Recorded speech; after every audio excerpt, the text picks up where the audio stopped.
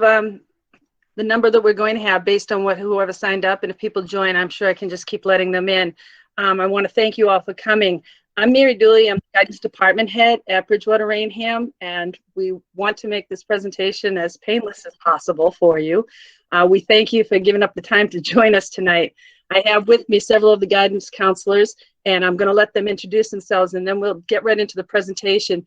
Prior to doing that, I just want to explain that one of the reasons we did this is we've always tried to have meetings with you in the lecture halls and whatnot, and obviously we're into the new generation of doing it this way.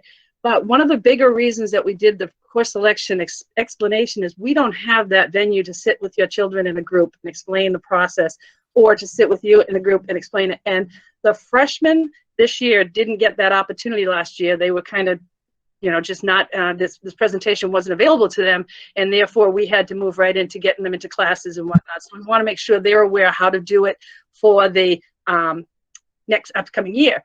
10th grade, those kids who were 9th graders last year, you didn't really understand why we handed you a piece of paper, asked you to go home and get it signed, and we put you in classes. So we want you to have that opportunity. If next year is a big year for you, you have options. And then our grade 11, again, it's a refresher for the parents. You may have already been through it, but you may have other questions too that we hopefully can answer in the presentation, or if you submitted a question, we're going to go over it. And as we go along, if you have other questions, we're happy to answer it. I do want to let everybody know we are recording this session. I remembered to hit the record button. We're recording the session. We will post this session or tomorrow morning session, one of the sessions, online, so that you can go back, review it, go over if you had questions, you felt like you missed something. And if at any time after you've had that, you still have a question, reach out to your son or daughter's guidance counselor, your child's guidance counselor, reach out to me. I'll put you in touch with somebody, or we'll try to answer the question. We don't have an answer tonight. We will find the answer out for you, and we will get back in touch with you. We'll take your name and get an email from you, and we'll make sure that we get back in touch with you. We don't promise to have every single answer, but we will do our best to do what we can.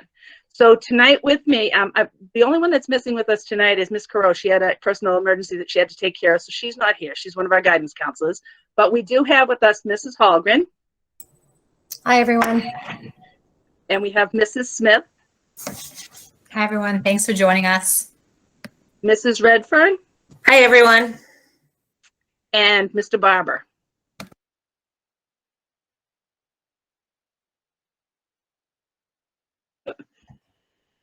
The thing didn't want to come on. Hi, everyone. I will say this. I'm a little nervous because I think I recognized a couple of names out there that possibly I had their parents. Yeah. Right, Mrs. Dooley? Yeah, it's getting that time, Mr. Barber. We're nearing. When we're starting to take care of the children, as long as they're not grandchildren yet, we're good. But That's right. It's that time. So, so we are recording the session again. Like I said, we're going to get going with the presentation. So, she's saying hello to you, Mr. Barber.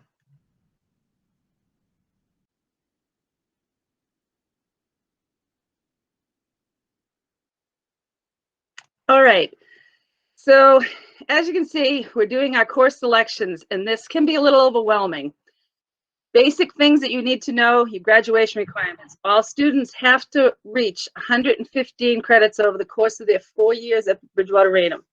They also have to pass all the math state required exams, which is all that MCAS, ELA, math, and science. We understand there's been some changes. Bear with us. Desi's telling us, we're sharing it with you. Desi's changing the bar, we're sharing it back with you. So they should be prepared to pass all 3 exams in order to receive a high school diploma. They must also pass all the required courses. So taking the course, failing it, isn't going to cut it as far as saying, I already took English. I didn't pass it, but I'm not going to worry about it because I already took it. You do have to successfully pass that. And then there's 60 hours of community service, and I'll go into it a little bit later on too. It cannot be done over 1 year. It must be done 15 hours minimum every single year. You can do more than 15 in 1 year. It's not going to carry over and make it so senior year you don't have to do any community service hours. But you can do more than 60 hours, and we encourage you to do that. Colleges are looking at that information, so it's really important. And they'll go into more of that as we get ready for the next year and getting you prepared for that, and I'll go into it more in in a different slide. So the process. The teachers you currently have are the teachers that are going to make your recommendations, and these are going to appear on the Term 3 progress reports.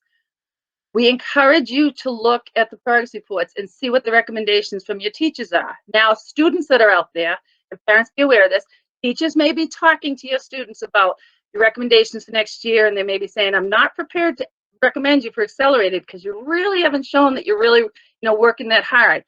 And then your student might turn on the gas and really start working hard and say, okay, I didn't realize I had to do that in order to get an accelerated recommendation, but I'm really going to do it. And the teacher may then decide to change their mind down the line. But the one that we're going to see is what's on the third term progress reports. And that's important. And we want to make sure that you understand they're making the recommendations based on what they're seeing students do. A unique year, we get that, but they also, too, they know your student. They've had conversations. So we are going to go by those recommendations. If you look at the Term 3 progress reports and you, as a parent or as a student, see, I don't like that recommendation, I really feel as though I can do a better job, then you need to schedule a parent conference March 3rd, and then you can have a conversation with the teacher, and then the teacher can let us know that they're willing to make an override on that decision. If you've not received an email from your child's teachers for conferences, please email them directly. They need to get in touch with you so that you can schedule a conference with them, and they're all virtual. If you could remember, folks, to mute your microphones, it'll stop some of the feedback. Once the recommendations are made, guidance counselors have the sheets. You'll see those in a few slides down the road. The guidance counselors will highlight what the teachers have recommended. The students will receive their completed course selections with the highlighted recommendations in English classes. As you can see, it's broken down, cohort A and C, and then cohort B. They'll get those on those specific dates. Now, again, you understand dates are always subject to change due to emergencies or whatnot, but be prepared for those to be handed out around that time. Remote students will receive theirs electronically. So if there's any remote parents out there of students, you want to make sure that they are looking for them. They'll be coming most likely through an email. So the student's going to have to check their school email, and they will be able to print it out, look at it, do what they have to do on it, and then however they have to get it back to us, scan it back in, take a snapshot of it, mail it back in, however you want to get it back to us. The students must return their sheets to the counselors by March 22nd for the cohort A and C. They'll have about a week to go over it. And March 25th cohort, but for the cohort B, they'll have a little bit less, maybe 2 days less, but we have to get them back in so that we can sit down with the students. We begin scheduling on March 22nd. So students that already know they're good to go, they should get those recommendations or the course selection sheets back to us. There's a process, and we'll discuss that a little bit later at the end, how they get them back to us at school. And like I said, if a student wants to email it to their counselor, that's totally fine. We'll whatever way we can get it back is great. And then the counselors meet either virtually or in person, finalize the schedules and get them into the computer. Please make sure when you get this sheet that if there's an opportunity for your students to select electives, especially alternative electives, so they want to select their electives, then they want to have a backup. The backups are in case a course does not fill up, the course that your child decided to take might not run next year because there weren't enough students. So they say, okay, we're not going to run that this year. What's the student's backup? Over the summertime, when we're making these changes, we may not be able to get in touch with you. So we want to be able to at least look at the sheet and say, okay, they didn't get number 1, but we'll give them number 2. So it's really important that they put down alternate electives, okay? Now, no overrides can take place without the support of the teacher. So this can only be done at those parent conferences. You're going to hear us say that a couple of times in these slides. It's important that you have a discussion with the teacher. We will go by what the teacher recommendations are. If you do override a recommendation, you must know that no changes can take place until after the first term. And that's usually about November 1st. Please be aware of the following guidelines. This can only happen if there's room in the class. So your student wants to go up a level, but there's no room in those classes. We can't, start adding 35, 40 kids into a class. That's why we want these choices done now so that we make enough classes sections that'll accommodate our students. It can cause a disruption for the rest of their schedule. For example, I love my English and math class, but I want to change my science. But in order to change my science class, I now have to change the other two classes or one of the other classes. But I already like all my friends in that class. The only way I can make this change is if you move your English or your math or both. That sometimes causes a lot of stress on students. So that's why we want you to really think long and hard of what you feel you're capable of doing and go by your teacher recommendations. And then the changes to the electives, we do allow, because unfortunately you haven't had a chance to really experience that. So sometimes we'll allow you to say, okay, I signed up for psychology, but it's really not what I expected it to be. So I got to get out of it and maybe pick another elective, or I've got too many classes. I need to drop that one down and take the study hall. So found out it's a lot more work than I anticipated. And that can only be done in the first week of the semester. After that, all bets are off. We cannot make changes to your schedule. Again, this is reiterating what the requirements are for graduation. So you have your 4 years of ELA required, 4 years of math required, 3 years of science are required, 3 years of history, your 2 years of foreign language, 2 years of the PE wellness, and then you have to take, over the course of your 4 years, a half year of a class in either art, music, or business. So you'll have to select something from one of those. Most students will do it in their freshman year. Some students may not, because they might add another course in there and they can't fit it in. So they have to at some point, and we keep track of that on a graduation checklist. They must pass the MCAS, earn 115, and complete the minimum of 60 hours of community service.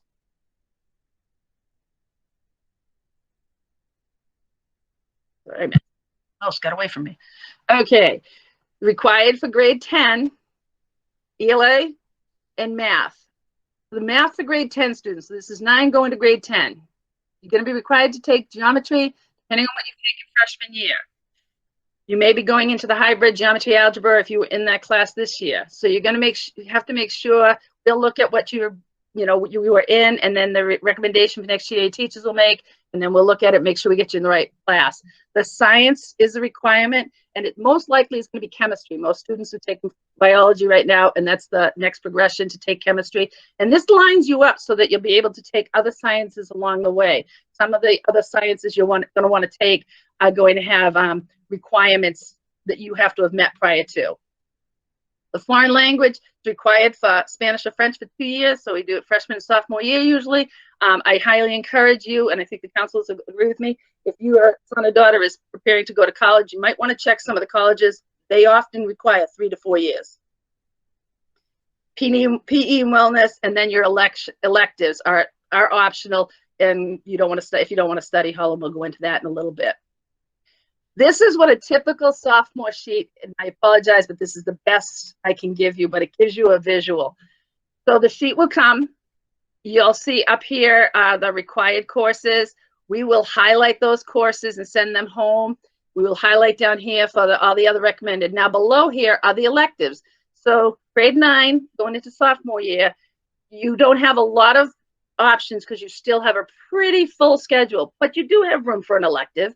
So you'll pick something from down here, or over here in the businesses and whatnot. Where we want you to focus too is putting your other electives down here, and you're just going to write them in. So maybe you want to take the creative writing course, but if I don't get creative writing, I'd like journalism. And if I don't get journalism, I might want current events. You're going to put those over here.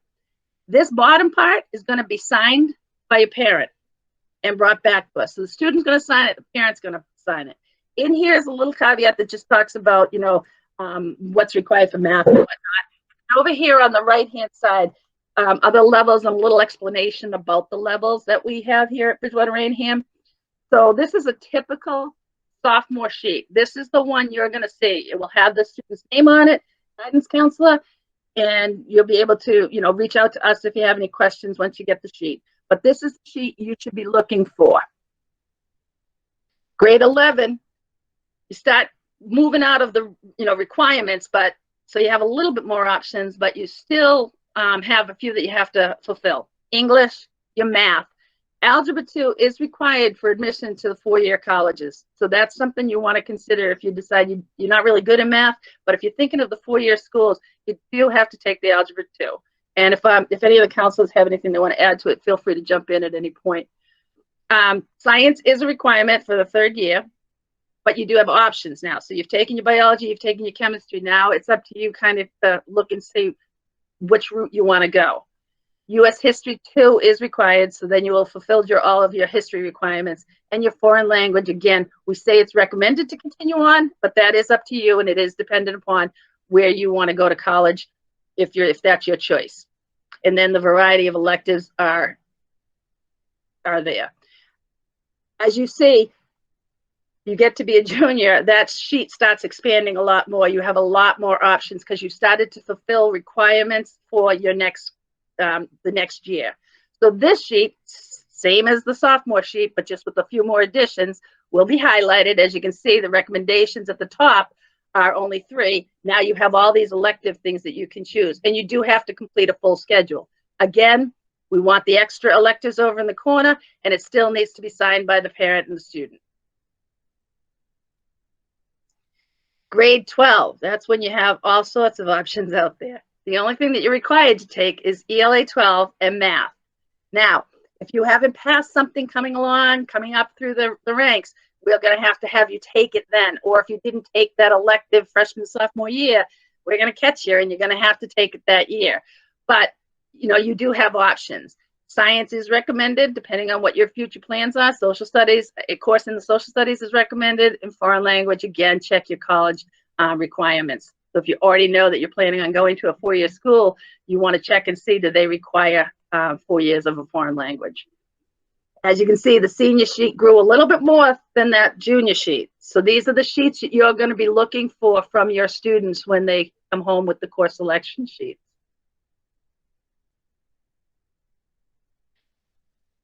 So we're here to help. That was kind of a quick synopsis of what the sheets are about, and I see that there's questions in the chat, and I'm hoping the counselors are answering them. These are all of our contacts. We literally are a phone call or an email away. If you call our office, we're going to get back to you. If you email us, we're going to get back to you. If you're struggling, your son or daughter, or child is struggling in the morning or something like that, reach out to us. Let us know. We'll find them. We'll call them down. If they say they can't get down to guidance to see us, email us. The student can email us. You can email us. We will find your student and we will bring them down to guidance. We're there for you. We're there for them, and we want to help. As you can see, we do have 2 adjustment counselors if they're struggling and they just need a few, like somebody to talk to help them get through that point. We can have them sit down and chat with one of the adjustment counselors. They don't have to do it every day. They don't have to do it once a week. Sometimes they just need to know, am I okay? What I'm feeling, is that okay? And how can I move forward with it? And those adjustment counselors can be there to help them. So we put their emails in there and their phone extensions, and any one of us is available at the high school at any time. We also have the Google Classrooms, much like your students have with their classes. We have the guidance classrooms, and you're welcome to join those. Join the specific one that your child's in. If you have more than one child, do multiple classrooms you want to belong to. We post a lot of good information in there. A lot of our information might be geared towards open houses at some of the area colleges. It might be at some of the trade schools. We might be posting in paperwork that we can say you can go in there and you can grab that form. You can print it out. You can look it over. All sorts of good stuff is posted in there. We try to keep it updated as much as possible. So we highly encourage your students, if they haven't already joined us, that they should join and get the information. And then we highly encourage parents to check it out as well, because you may see something that your son or daughter or child did not see, and that you're going to want to share it and say, hey, this sounds like it might be interesting for us. Let's check it out. And if you're having trouble with that, just let us know. We'll try to connect you with it. So these are some of the questions that were raised by some of the parents ahead of time. Is it recommended to take an academic level course where the student would get a better grade, an accelerated AP where the student is challenged academically but may not make it into the National Honor Society? So the answer both basically is there. Rigor is the most important aspect. Getting straight A's in academic courses may make a post-secondary institution question why the student never challenged himself. or herself to take accelerated or advanced placement courses. You're encouraged to follow the teacher recommendations. So I'm sure one of the other counselors might want to go into that a little bit more in depth. Anybody? Hearing none. It just basically, yes, they should challenge themselves, but not to the point of failing. If you know that you don't have the ability to work independently and get your work done and hand it all in on time and kind of really take the reins when it comes to your academics, probably an AP and accelerated level is not going to be your stick. AP is going to require summer work. If you don't do the summer work, you're going to start off failing, and that's not going to be a good place to start. So if you don't have that ability to say, I'm ready to do it, I'm gonna give it the old college try and get my feet wet, then you really should be careful about jumping into too many of the upper level classes. Be successful, do the level you're good at and excel at that level. And you might want to mix it up a little bit. You might want to take accelerated and academic. Nobody says you have to take all accelerated or all AP. You can mix it up. Thank you, Mrs. Dooley. I was going to say the same thing, that you can mix it and they don't have to stay accelerated in the same course every year. So maybe their favorite subject is English and they weren't recommended for it freshman year. If they've done well, they can move to that sophomore year. But I always talk to students when they're going to make that jump and make sure, is this a course that you enjoy that content? If you're going to challenge yourself, you want to make sure your skills are there and it's also a subject you're interested in. So that's just something else to discuss with your student when you're looking at making a change to a higher level. And thank you very much, Mrs. Helgren. I appreciate that. Very good points. The process requirements for getting into an advanced class for next year, working hard to achieve good grades, and then the teacher recommendation. So we want to make sure that you are working hard always, and we're going to go by the teacher recommendations. If you disagree with it, reach out to that teacher. Have a conversation with them. They may be able to explain why, maybe explain better to you why they are not making a recommendation. Advice that can be provided regarding scholarships and specializations at universities. I'm not really sure what the last part of that was, but the scholarship committee is always looking for help and volunteers. So Ms. Thibodeau is the advisor, the coordinator, so you can reach out to her at any time. Regarding getting scholarships, she's getting ready to host several events. We just made a mass email out for her explaining some of the stuff about scholarships and whatnot. So it's similar to what we're doing right now, but they have a Google Classroom, and there's the link right there, the same thing that you can go into the scholarship classroom. Reach out to Ms. Thibodeau. She'll put you in touch with that.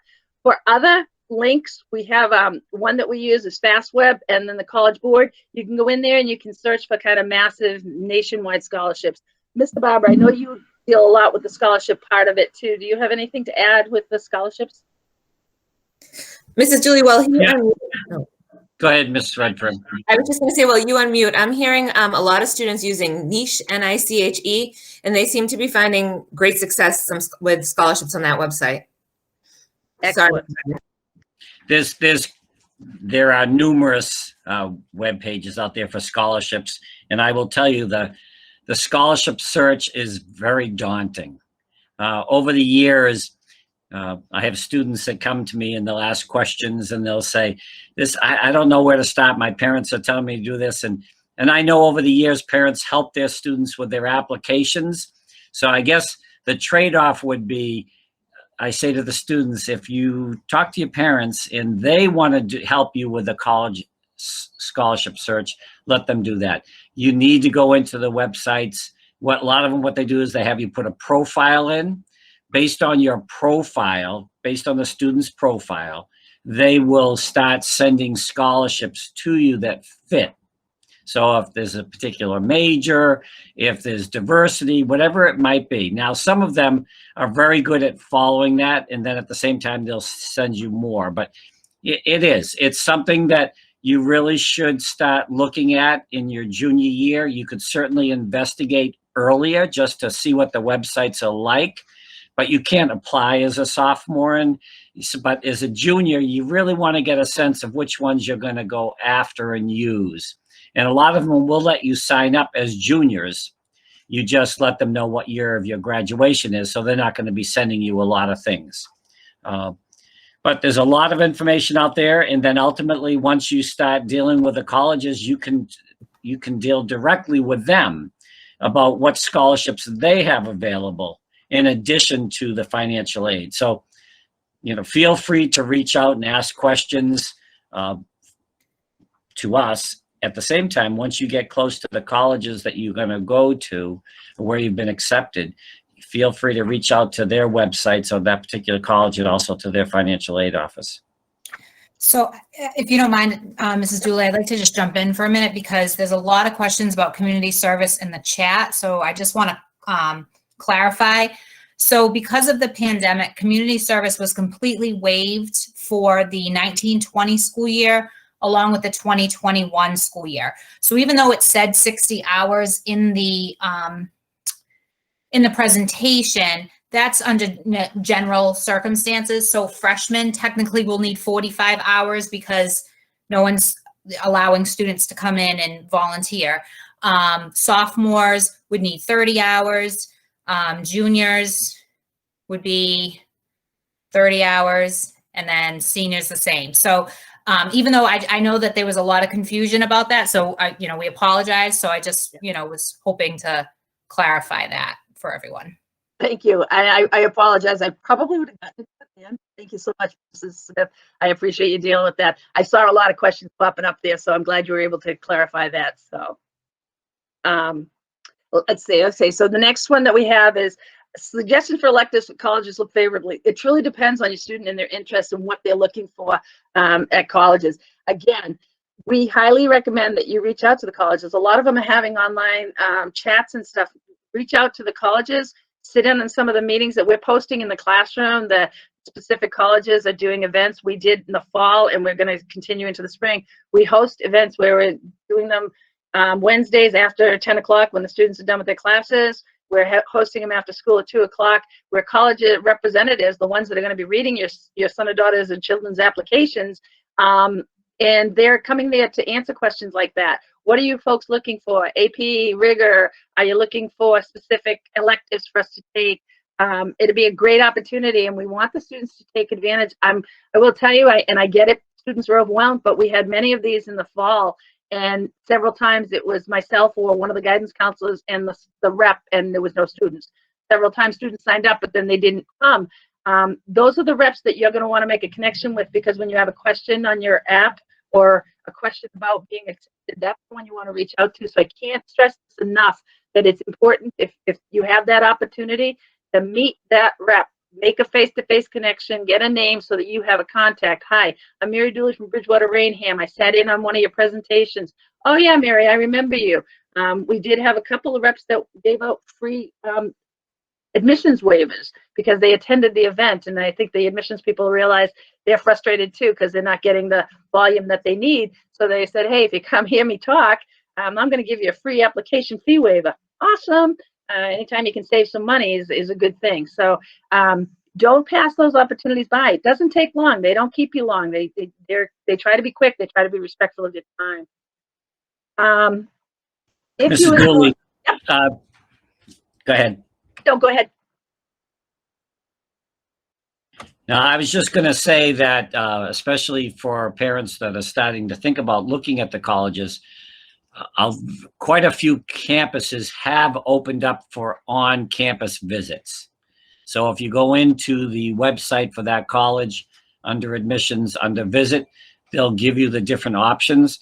But I'll be honest with you, I've seen quite a few campuses that are opening up for small group tours. You may not go into you may not be able to go into buildings, but you are having a presentation and walking around. So you should be starting to look at that. And that's good too. And that is a good follow-up too. If you do go to the admissions site, you'll see it. You might want to take a look around there, get some questions ready, and then make your appointment to go there. And Mr. Barber's right. A lot of them are limiting it to a family member and maybe two others. They may not have a big group, but they have taken small groups. So, jump on those opportunities. Don't let that pass you by. If you enroll in an accelerated AP course and struggle, can you move down? AP, it's kind of a hard no. If you sign up for AP, you're going to sign a contract in the springtime. You're going to be required to attend meetings with your teachers. You're going to be required to do summer work. And really, in a lot of those placements, there's no place to put you once you've decided you're going to be an AP. So moving out of AP is difficult. When you make a commitment to AP, you're kind of in it for the long haul, and we want you to be real clear about that. As far as the academic and the accelerated, as I said in one of the slides, we can't move you until after the first semester. That's a whole first semester. So if you're in an academic class and you want to move up, you're going to be playing catch up. If you're in an accelerated class and you're going down, you're going to take that grade with you too. So it's hard. If you're struggling, that's why we want you to really think long and hard and make the best decision based on what your teachers are seeing for your workload and what you're capable of doing. Because it is hard to move students once they're in the levels that they are for this year. But again, too, we do it on a case-by-case visit, basis. So we will try to, see what can happen. Again, you may not be able to move because there may not be any room in your schedule to move it, or you may have to give up an elective that you really, really wanted because that's the only place that class will fit, and we can't get you into the elective somewhere else. If you don't concur with the placement, discussing it, we said you have to talk to the teachers, and I see Mrs. Smith has been diligent about answering those questions in the chat. Will course descriptions be available on the website again this year? Yes. Miss Watson is at the school committee right now having the book approved. Once it's approved, they will upload it to the website, and she knows I'm anxiously waiting for it. So the courses will be up there. You'll be able to look through the brochure. At the end of this slide, at the end of this presentation, there is a link that you'll be able to go into. It was our house videos from the beginning of the year, but you'll be able to pop in. So you want to take accelerated English, go into a couple of the accelerated English teachers and see what their course loads are, see what they're going to be required to do. That's when they shared with what their course management was for their classes. So you'll get an idea of what's required in those classes. That'll be another way for you to kind of look at all the options that you have. Every teacher in the building did a video clip that they talked about their classes. So it's a good opportunity there again. And then will the usual number of electives be available next year? It is our hope. It is our hope that we can get back to what should be what we were all used to before. I won't even say the new normal. I want it to be the way it was before because we had a great program. Unfortunately, this pandemic has caused us to pivot and make some changes to our schedule, but we are moving forward offering the electives, but we will follow the directives from DESE as to what we can do and that all that kind of good stuff. So stay tuned with that. And I do apologize. It looks like our link was maybe not working, and that was probably my fault. So I apologize on that.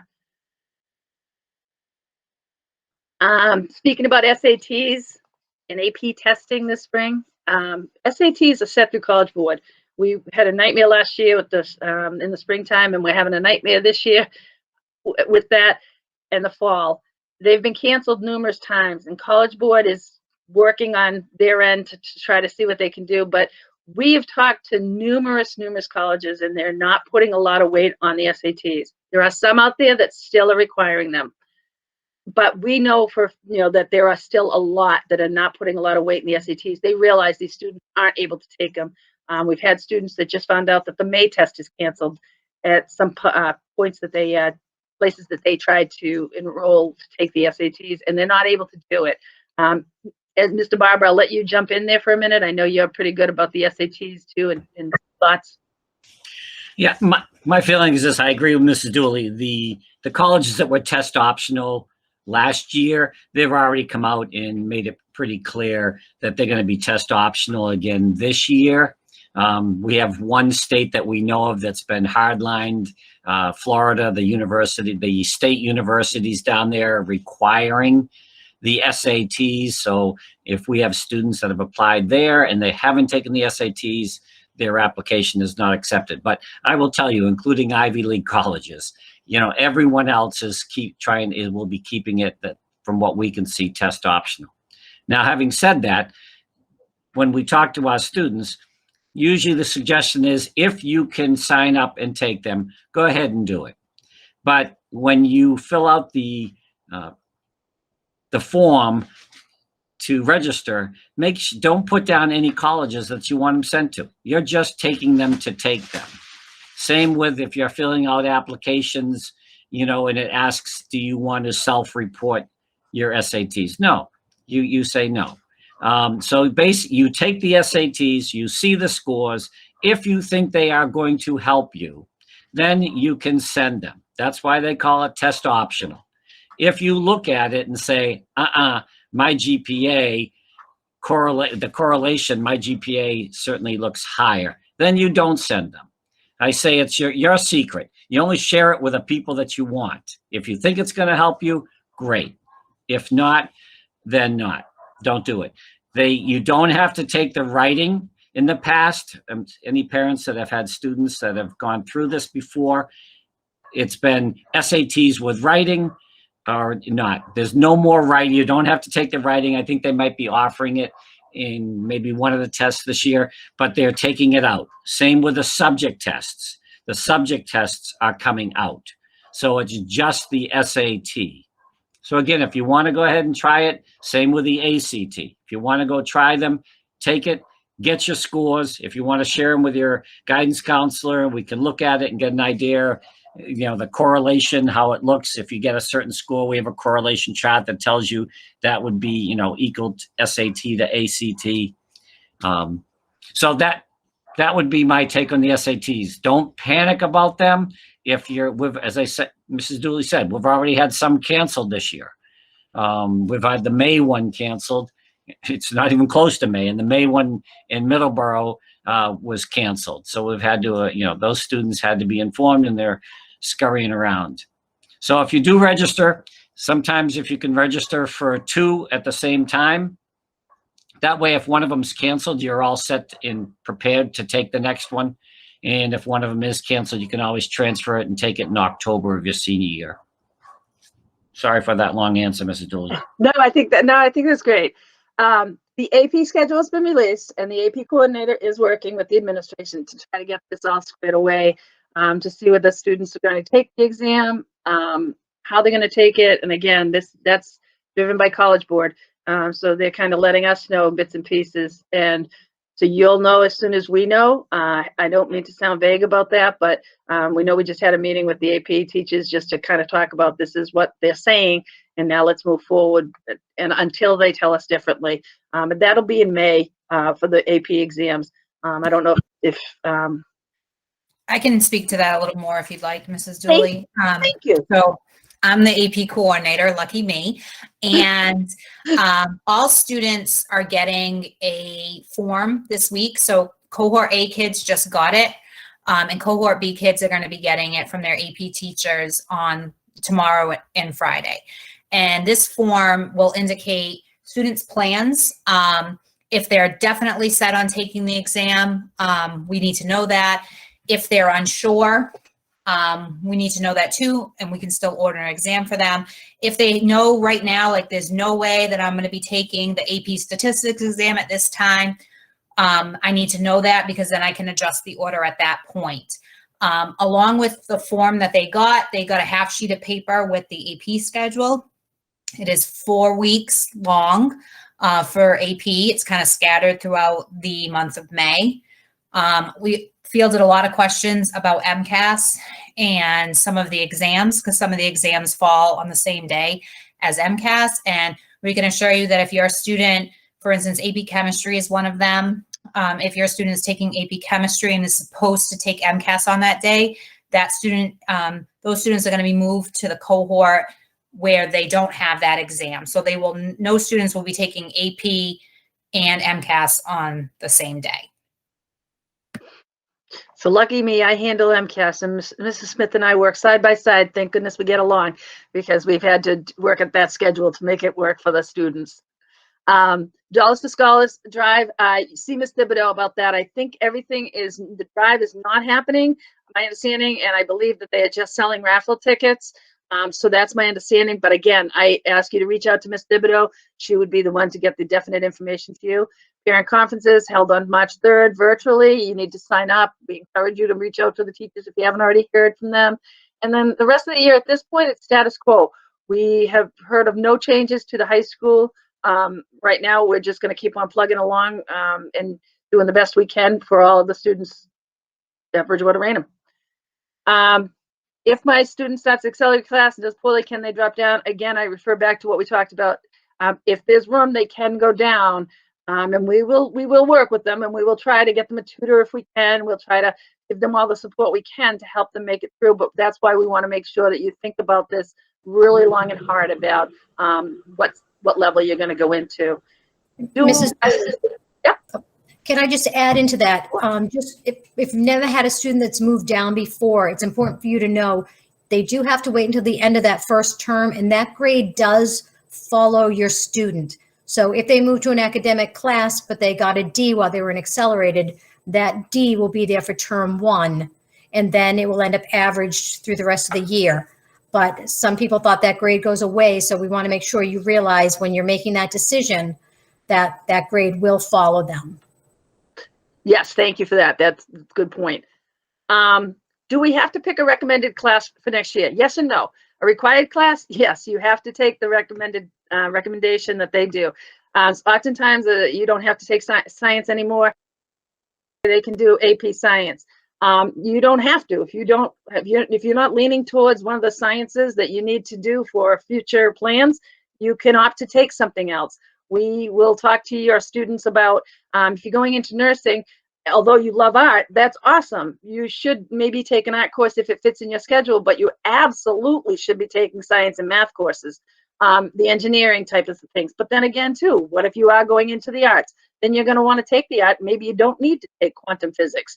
So we'll have those conversations with your students. But the yes and no, you do have to take the required recommendations, but the electives can be suggested by a teacher might suggest something to you because they know you have a specialty in that area, or we may make a recommendation about something we think you'd enjoy and maybe find it helpful for your college experience if that's what you choose, or just for later in life.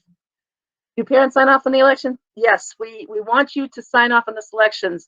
We want you to know what your student's taking, and we want you to be aware of that. We don't want that to become a surprise that he's taking 5 APs next year, and you didn't realize summertime was not going to be spent peacefully at the beach. It was going to be spent in the library. We want to make sure that you're aware, so we want the signatures from both of you back.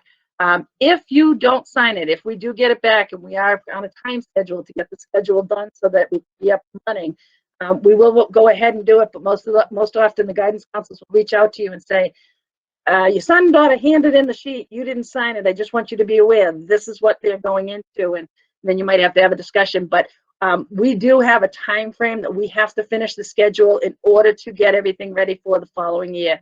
So it is time sensitive, and as I said, it's going to start March 22nd. That's why we're trying to jump ahead here and get this information out to you so you can prepare. Do students review with the guidance? Absolutely. Continually. They just met with all the juniors over the past weeks and stuff like that, and we've met with the other students prior to it, but we do take a moment when we're meeting with them and asking them about, hey, wait a minute, you picked this elective, but you said you're going into this maybe major, or you want to do this for the rest of your life, and we may have some conversations, and we may suggest that they make an edit, and then they can let you know that, yeah, they agreed with what we said or disagreed with what we said. So we do have lots of conversations with the students, and at any time, if you have a question, feel free to reach out to us. Flexibilities in the course, again, it depends on the grade level. Freshmen, pretty cookie cutter. You have to take the courses we've given you, and then you may have room for an elective. Sophomore year, kind of the same thing.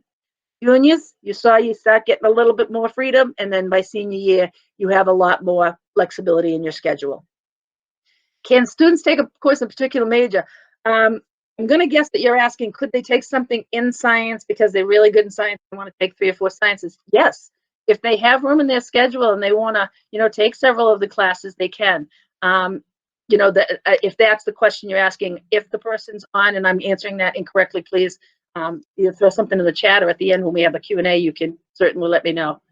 And is there a class list of all the options? That will be the sheet that you're going to get from your son or daughter that's going to say, these are all your options. The highlighted ones are going to be there, and then the ones that they're going to circle or note for us that that's what they want to take for their electives, so that we can get those in the computer. This is the link I talked to you about, this one up here. If you, and I guess I have to embed this at the end of the video. I'm learning so much this year in technology. I have to embed that into the video. But Ms. Watson was also going to add it to the web page so that you folks could go in and look at it. It is the open house, and as you'll see, I've got some here that I just left on the screen so you can see. You'll be able to click on it, and each person kind of talked a little bit about what their role is and what they do. And then for the courses, again, you want to take accelerated English, jump into one of those classes and hear what a couple of the different teachers, not just one teacher, check out several of the teachers and what they have to say about what their expectations are the minute you walk into their doorway. When you walk in the first and second day of school, they're going to tell you what they're expecting you to do, what level you should be at, and what things they're going to be required to do over the year. So that link will be embedded into this PowerPoint presentation. And that brings us to the end of our slideshow. I will open it up for question and answers. Anybody have any questions out there? If you want to unmute or raise your hand, we'll look and see. There's a lot of you people in here, so I'm not sure we'll be able to see a raised hand, but if any questions? Guidance, do you have any counselors? Do you guys have anything that you'd like to add that I missed? No, I think it was well covered, Mrs. Joy. I think the chat, there was a lot of questions in there. I don't know if anyone has follow-ups to any of the questions that were in the chat. I just saw a question. Will you have the sheets prior to the third? No, we can't. You won't get them until after the third because we have to highlight them for you. So we have to look at what the teachers recommend. And so the guidance counselors are always really excited on that day because I get to hand them stacked about all of their students.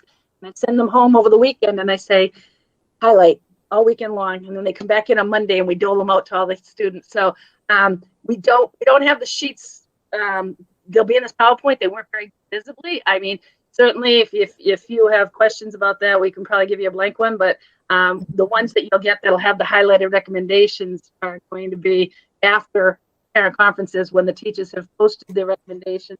That's when you'll get that sheet. So I know Mrs. Hogan, I think you had a parent ask you, and we can share that with you, but it does you no good because you're the one that we're going to get back. Has to be the highlighted one because that's the one we've sent to you that has what the recommendations from the teachers were. I did tell a parent that I could share once I knew that it was all set and the courses were ready, just one that's not highlighted in case you want to go on and try to look up what the different courses are. So that could be available if you were just trying to browse at the different electives and what they look like. And as you said too, Mrs. Hogan, thank you for reminding me about that. We're still tweaking it a little bit because there's the courses that we had last year, and then we're looking at, okay, what can we run next year with the teachers that we have, with the number of students we have, with the what's going on. So we are tweaking it a little bit. They aren't really finalized yet. They will be within the next week. After tonight's school committee meeting, they should be pretty good to go once it's been approved for the courses that Ms. Watson wants to run. I do caution you again too. There may be something in the course selection book that you may see and say, oh, in a week or two, you're going to go, oh, I like that course. I think I might try that. And you might come into us and we may say, sorry, they had to cut that class. It happens because of the numbers. If we don't get enough students that are involved in it and want to take it and whatnot, then we can't justify running it. So that's always a tricky part. And it's disappointing.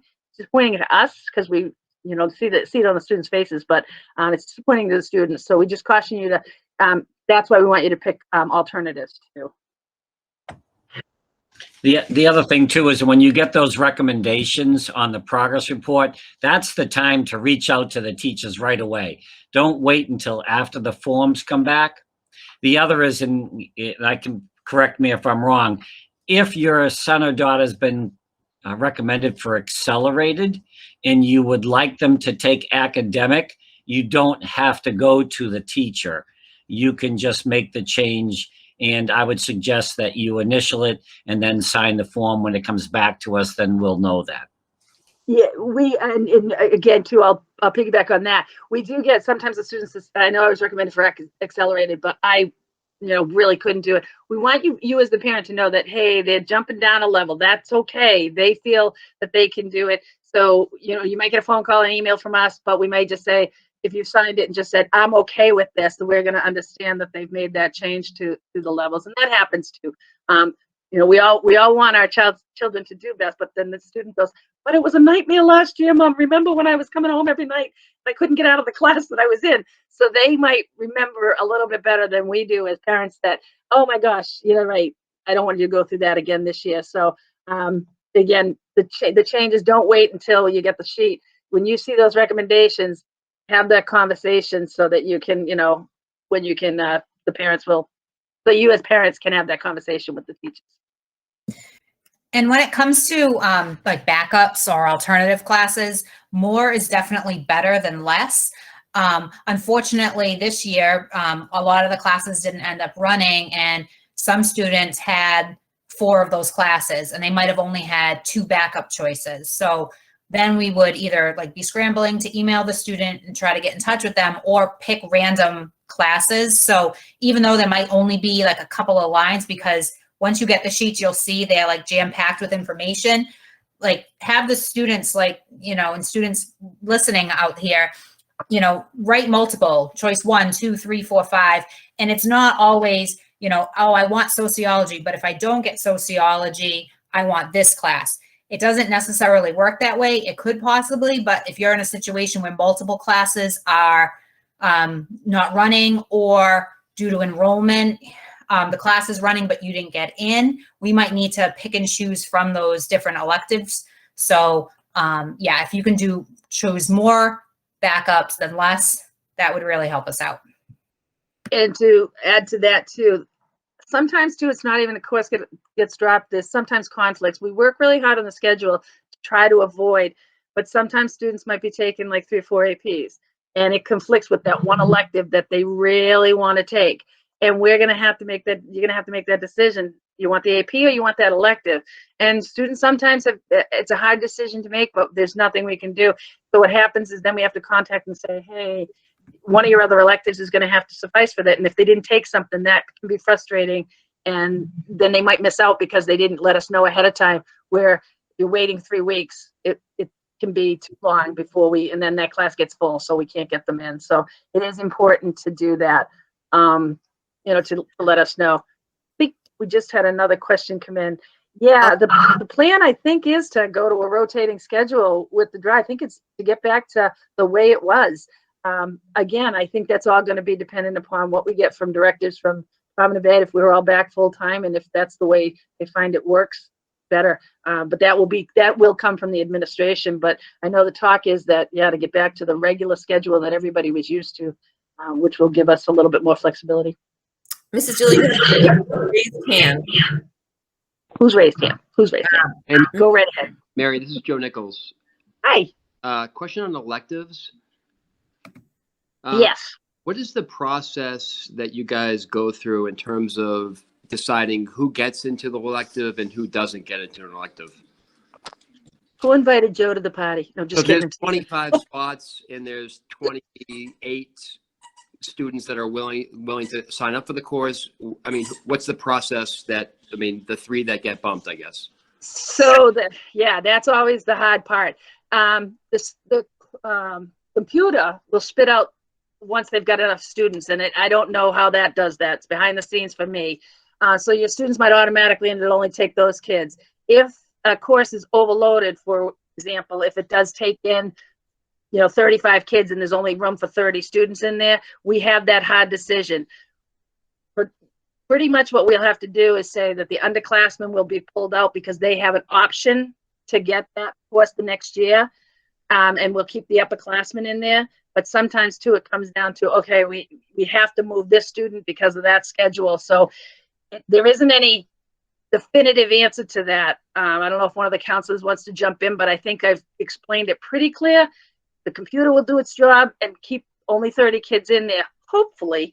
And if it doesn't, if it overloads this and we have to get students out of there, that's where we start, is usually who already, who needs it right now, seniors, then we go to juniors. So it's kind of a pecking order that way. And as you said, if there's 35 students that are requested for a 30 class, and the computer, and let's say they're all seniors, and the computer puts in the 30, that's 5 students that didn't get in. So what happens in that case? We go to that alternative selection that we've asked them to put down on their sheet. So that's one of the reasons why that's so important. If it was 35 and 5 were juniors and 30, then we could we could select and say, okay, we're going to make sure the seniors get their choice. Or so we try and do it as fairly as possible, but the importance of that extra class or extra classes that you put as an alternative does make it helpful for us. And oftentimes too, we've been able to kind of stamp our feet and talk to the administration and say, listen, this is an important class. You can see by the numbers of kids that signed up for it. How can we make this work? Can we take that class and split it so it's 2 classes with, you know, this many students in it, and maybe that teacher gets moved to teaching another subject if it can be done. They've been really good with working with us when we've had cases like that. Trust me, we don't lay down and die very often. That's why it's hard sometimes. We fight for our students. And so when we see something like that, we usually are pretty good about trying to make it happen. I will say this year, there was none of that. We couldn't do much. But in the past, if you talk to parents from the past, that we've fought to get 2 sections of the class when there was only 1, because we felt really strongly that the students wanted it. They showed it by signing up for it. We knew it was beneficial to them. So we'll do what we can on our end. And you as parents also will do that too, saying, hey, come on, you know, help them out. So, but we will do the electives and go from there. So there's not a definitive, but we hope it doesn't happen, but it does. I hope that helps. Yeah, thank you, Mary. I mean, I guess the only thing I would add to that is maybe in the future you might consider, instead of a perhaps a straight kind of a senior, junior, sophomore, freshman ranking in terms of the priority, you know, you guys may want to consider something to the effect of, if you know, 25 seniors get in and there's 3 sophomores that are highly, you know, very high GPAs, you know, that might be another, you know, ranking or consideration you guys may want to consider, you know, high performing sophomores versus perhaps lower ranking seniors. Again, I'm not going to argue it. I'm just saying something to consider in the future. That's good. It's a good point. It's definitely, and like I said, talked about these things in this kind of format gives us different ideas too. And then, you know, it's not out of the realm. So thank you very much. We do appreciate that. So thank you. Yeah, thank you. Appreciate that. Do we have any other questions out there or hands raised? And well, if we have none, I do get the chat too. So if there's questions we've missed, we'll go through the chat and we will try to answer it. Again, we'll post this for you so that you can go back over it, look it over. And again, like I said, if you have any questions at all, don't hesitate to reach out. We are open to suggestions for things. If we've, you know, if you think that we can do something a little differently, give us a suggestion. One of the suggestions that we never did this kind of a venue before, and the pandemic made us, but there were a lot of parents that actually suggested we do it and videotape it so that they could watch it at their leisure. And now we are in that world. So look how far we've come. Somebody suggested it. We didn't do it, but it was there. But I thank you all for joining us tonight. And if you have no further questions, I'll let you all go eat dinner or do the dishes or whatever you need to do. Thanks so much for coming. Appreciate it. Good night, everyone.